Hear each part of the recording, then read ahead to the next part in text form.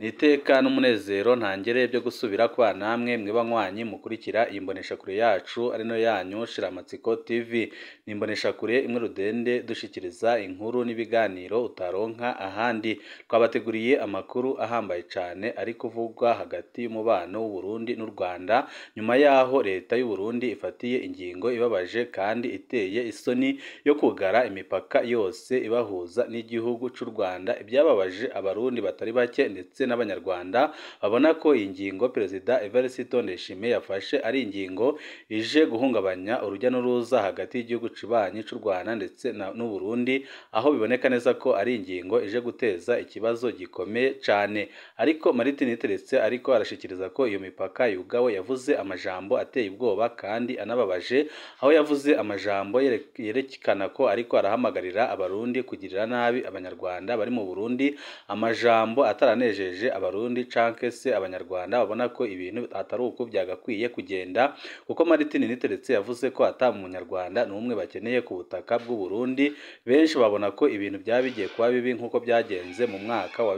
2015 aho abanyarwanda bari bari mu Burundi bahuye n'ingorane zikomeye cyane, bamwe bakicwa abandi bagapfungirwa mu mabohero atandukanye, abandi bakanyarwa ibyabo byose nyine biturutse ku kiringo ca gatatu c'umuhisi Pierre Nkurunziza, aho hari abasoda b'u Burundi bari bagerageje gutembagaza ubutegetsi bw'umuhisi Pierre Nkurunziza, byanze bahungira mu gihugu cy'u Rwanda. Ibyahise bituma imigenderanire y'u Burundi n'u Rwanda ihagarara, bigatuma n'abanyarwanda bari bari mu Burundi bahura n'ingorane zikomeye cyane. Benshi bakabona ko n'uyu munsi ariko bigiye kugenda kubera ijambo ryashikirijwe na Martin Niteretse, aho nyine yavuze ko ata munyarwanda n'umwe bakeneye ku butaka bwabo bw'u Burundi. Ibyababaje abanyarwanda n'abarundi batari bake babona ko ibi bintu u Burundi buriko burakora ari ibintu bibabaje kandi biteye isoni, bigiye kubangamira imigenderanire iri hagati y'igihugu cibanyi cy'u Rwanda ndetse n'u Burundi, kandi bikaboneka neza ko bigiye kugira ingaruka zikomeye cyane yaba ku bihugu byombe, ariko cyane cyane abanyagihugu bato bato akaba aribo baza kubirenganiramo. Abarundi bari mu Rwanda imbere y'uko u Burundi bwugara imbibi zabwo buhana n'u Rwanda barashobora kwinjira mu Burundi nta kibazo. Bihejeje gushikirizwa na Robert Shingiro, umushiranganje w'u Burundi ajejwe imigenderanire n'ayandi makungu mu nama nshingamateka, aho nyine yavuze ko abarundi bari mu Rwanda bemerewe kugaruka mu gihugu atakibazo, mu gihe abanyarwanda bari mu Burundi bashobora guhura n'ingorane zikomeye cyane kubera amajambo yashikirijwe na Martin Niteretse, aho yavuze nyine ko abanyarwanda bagiye kubahambiriza urwabo bagataha, ariko benshi bakabona ko byaba bigiye gusubira nyine bikamera nk'uko byagenze mu mwaka wa 2015 aho abanyarwanda bagandaguwe ku butaka bw'u Burundi bagirizwa nyine ko bashatse gutembagaza ubutegetsi bw'umuhisi Pierre Nkurunziza. N'amakuru menshi ahambaye twabateguriye tugira ngo tubashikirize arabana n'imigenderanire iri hagati y'u Burundi n'u Rwanda ndetse n'igihombo kigiye kubamo hagati y'igihugu cy'u Rwanda n'u Burundi, ariko benshi bakabona ko abanyagihugu bato bato aribo bagiye kubirenganiramo. Benshi bakabona ko Perezida Ndayishimiye iyi ngingo yafashe yihuse cyane, kuko hari abashinga amateka batanguye kumubaza impamvu yafashe ingingo yo kugara imipaka y'u Rwanda n'u Burundi mu gihe igihugu ca Kongo bisanzwe bizi ko bafitaniye amatati akomeye cyane kitarigera gifata ingingo yo kugara imbibi zacyo zigihuza n'u Rwanda. Ibyahise nyine byerekana ko Perezida Ndayishimiye afata ingingo zihutse kandi atitondeye zishobora kugira ingaruka zikomeye cyane ku gihugu. Akaba ariyo mpamvu hari abategetsi bakomeye cyane bavuga ko Perezida Ndayishimiye yari akwiye gusaba igihugu cibanyi cy'u Rwanda imbabazi, kuko ibyo yakoze nibara ku mutemere, ni ibintu bitarigera bibaho mu mateka y'u Burundi, kuko yihuse cyane. Benshi bakabona nyine ko ibi bintu Perezida Ndayishimiye yakoze bifise icyo binyegeje, aho benshi babona nyine ko bifitaniye isano n'ibiriko birabera muri Kongo, aho Perezida Ndayishimiye yahisemo gutanga amaraso y'abana b'abarundi nawe akironyera amafaranga y'umurengera mu kugira ngo yereke abarundi ko atacabaye, akabazanye ikibazo cy'u Rwanda kugira ngo yerekane ko afise byinshi ariko arwana nabyo, mu gihe biboneka neza nyine ko yamaze guhemukira igisoda cy'u Burundi ndetse n'igihugu muri rusange. Akaba ariyo mpamvu nyine ariko arafata ingingo bene izi biboneka neza ko ari ingingo zishobora kugira ingaruka zikomeye cyane ku gihugu kuko biraboneka neza ko ibintu Perezida Evariste Ndayishimiye muri no minsi ariko arakora ari ibintu atariko aritondera kandi ari ibintu bigiye kugira ingaruka zikomeye cyane ku gihugu cy'u Burundi. Umushingamateka Gikeke Pascal arabaza umushikiranganji w'abarundi nk'umuhinga mu by'imigenderanire impamvu Ntare House yihuse kugara imipaka yihuza n'urugwiro village mu gihe presidenti wa Congo itarawugara imipaka yayo yihuza na urugwiro village kandi bizwi niko ibyo bihugu ari byo bifataniye amatati akomeye cyane aho nyine umushingamateka Gikeke abona ko ibintu Perezida Evariste Ndayishimiye yakoze ari ibintu biteye isoni cyane kandi bibabaje. Hari ku igenekerezo ry'uno munsi ku tariki 12 ukwezi kwa mbere 2024 igihe umushikiranganji Albert Shingiro yararamutse ari umutumire mu nama nshingamateka aho nyine bamubajije ibibazo bikomeye cyane kandi bihambaye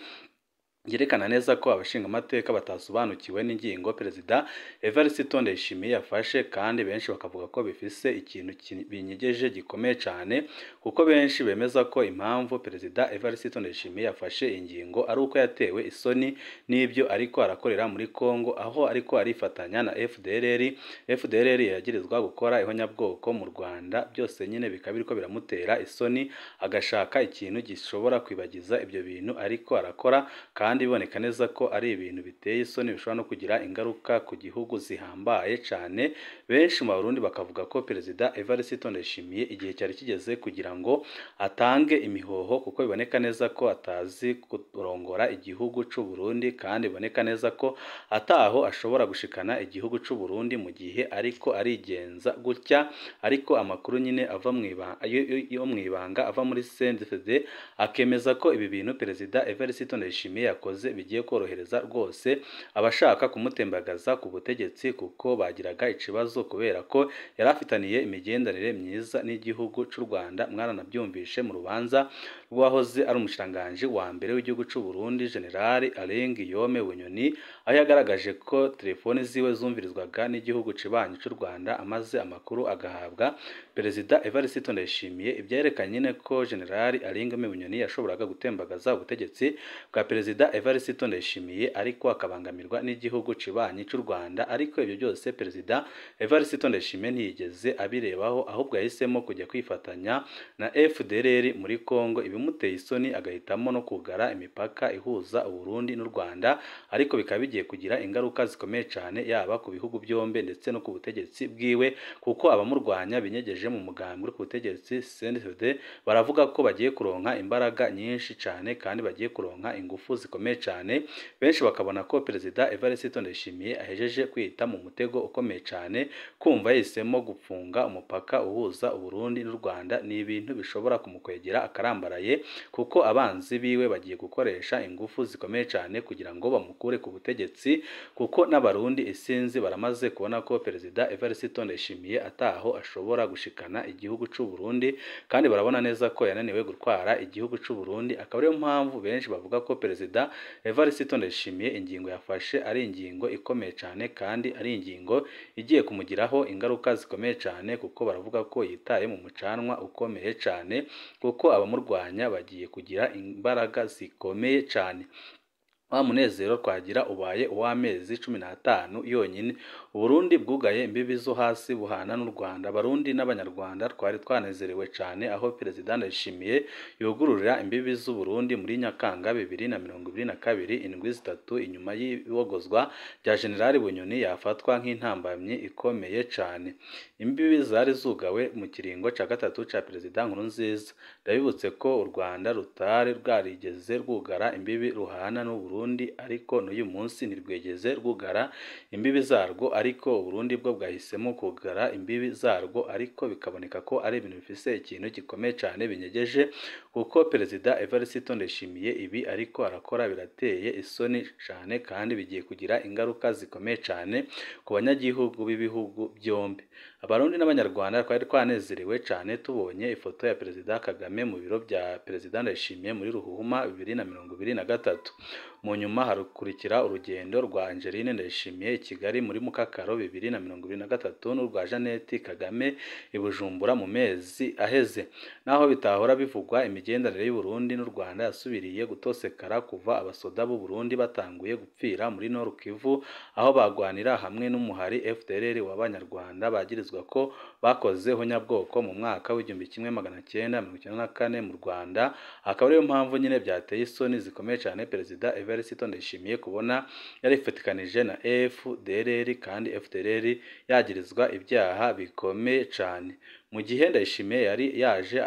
yirukana kuri FDLR mu Burundi kuja gusangira urugamba nayo muri Kongo, byarababaje cyane u Rwanda naho rwo ataco ruvugira hejuru, ariko ni ibintu byababaje u Rwanda ku rugero rutarigera rubaho. Ariko icyerekana ko Perezida Evariste Ndayishimiye nawe yatewe isoni n'ibyo yakoze nuko nyine ahisemo no kugara imipaka ibahuza n'igihugu cy'u Rwanda, kuko yabonye ko atamigenderanire yagomeza kuba hagati y'igihugu cy'u Rwanda n'u Burundi mu gihe ariko arifatanya na FDLR muri Kongo, kandi bizwi neza ko FDLR yagirizwa ibyaha bikomeye cyane yakoreye ku butaka bw'u Rwanda. Ibintu byunyutse muri Kigarama 2023 aho inyuma y'igitero ca Tabara mu Gatumba Perezida Ndayishimiye yagirije u Rwanda ko ari rwo ruri inyuma ya Tabara. Ibyatangaje benshi mu gihe Gatumba iri ku rubibi rwa Kongo, abasoda b'u Burundi bakaba bamaze imyaka 2 bagwana na Tabara muri Sud Kivu mu bice bita ko nyine birimwo umuhari wa Tabara. U Burundi bufise batayo 2 muri ako gace kuva mu mpera za 2021 aho abasoda ndetse n'imbonerakure bamaze imyaka ishika muri 2 barwana na Tabara ku butaka bwa Kongo. Ibyatangaje abarundi kumva Perezida Evariste Ndayishimiye avuze ko Tabara icumbikiwe n'u Rwanda mu gihe bizwi neza ko hari abasoda b'u Burundi bamaze imyaka irenga 2 bari ku butaka bwa Kongo bavuga ko bagiye kurwana na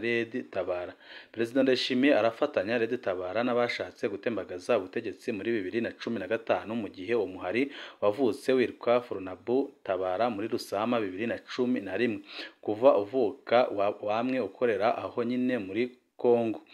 Tabara yarakoze igitero ca mbere mu Burundi muri Kigarama 2014 mu ntara c'Ibitoki utera uva muri Kongo. Muri iyo myaka yose General Godefroid Niyombare yari arongoye igisirikare c'u Burundi, ahandi yatwara iperereza ry'u Burundi. Nimba General Niyombare afatanye na Tabara byoca bivuga ko uwo muhari washinzwe n'igisoda c'u Burundi, kuko watanguye gukora General Godefroid Niyombare ariwe ajejwe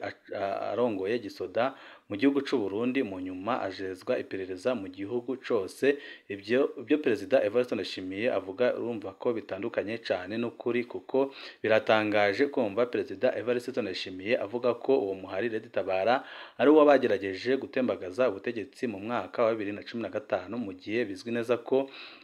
uwo muhari watanguye mu mwaka wa 2011. Abasenga ni musengere igihugu n'akarere. Amajambo amaze iminsi avugwa na Perezida Ndayishimiye be n'iyi ngingo yo kugara imbibi birafise isano n'ibiriko birabera muri Nord Kivu muri Kongo. Amakuru dukura mu basirikare b'u Burundi bariyo aravuga ko intambara ishobora gusubira